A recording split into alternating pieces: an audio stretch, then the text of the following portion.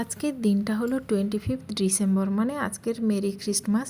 আর এই ক্রিসমাসের দিন আমি কেক বানাবো না তা বললে কি হয়? তাই জন্য দেখো ভোর ভোর উঠেই আমি চলে গেলাম আজকের একটা অন্যরকম একটা কেক বানানোর জন্য। আর আজকের যে কেকটা বানাবো সেটা হলো ফ্রুট কেক বা প্লাম কেক।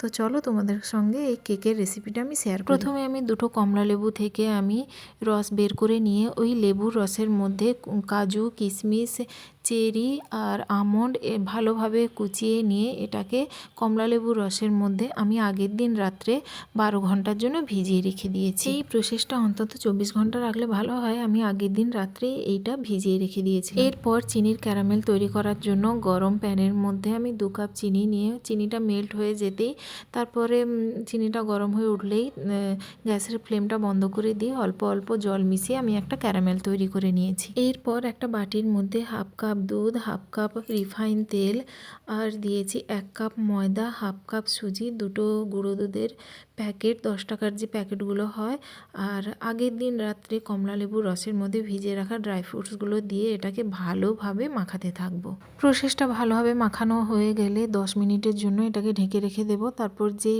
বাটির মধ্যে আমি কেকটা তৈরি করব সেটাতে রিফাইন তেল আর কাগজ দিয়ে ভালোভাবে সেট করে নেব। 10 মিনিট হয়ে যাওয়ার পরে মিশ্রণটা ঢাকা খুলে যে চিনির ক্যারামেলটা তৈরি করে রেখেছিলাম ওই ক্যারামেলটা ঠান্ডা হয়ে গেলে ওর মধ্যে দিয়ে এটাকে ভালোভাবে মিশিয়ে দেব। তারপরে 1 চামচ বেকিং পাউডার, হাফ চামচ বেকিং সোডা আর 2 চামচ ভিনিগার দিয়ে এটাকে ভালোভাবে প্রসেসটা খুব তাড়াতাড়ি করতে হবে, স্পিডিলি করতে হবে।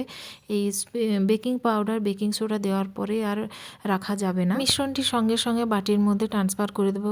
ট্রান্সফার করার পরে 2-4 বার আমি ট্যাপ করে দেবো যাতে বাতাস না থাকে।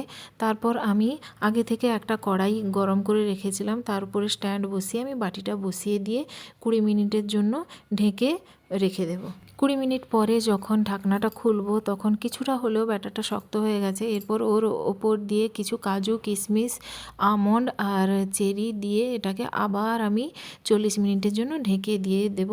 আর এই যে ছোট ছিদ্রটা আছে এটাকে আমি লবঙ্গ দিয়ে আমি বন্ধ করে দেব। 40 মিনিট পর দেখো একটা টুথপিক দিয়ে আমি এটাকে চেক করে নিচ্ছি। টুথপিকের মধ্যে একটুও জোড়েনি।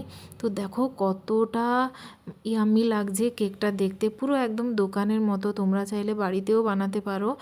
আর এটা এতটাই খেতে ভালো হয়েছে তোমাদেরকে আমি কি বলবো। কেকটা দেখতে যতটা সুন্দর হয়েছে খেতে তো অসাধারণ হয়েছে। আর কতটা স্পঞ্জি আর ফ্লাফি হয়েছে দেখো, তোমাদেরকে আমি এক টুকরো কেটে দেখাচ্ছি। এই পদ্ধতিতে খুব সহজেই বাড়িতেই তোমরা প্লাম কেক বা ফ্রুট কেক খুব তাড়াতাড়ি বানিয়ে ফেলতে পারবে। আর কেকটা কেমন হয়েছে কমেন্টে জানাতে ভুলো না।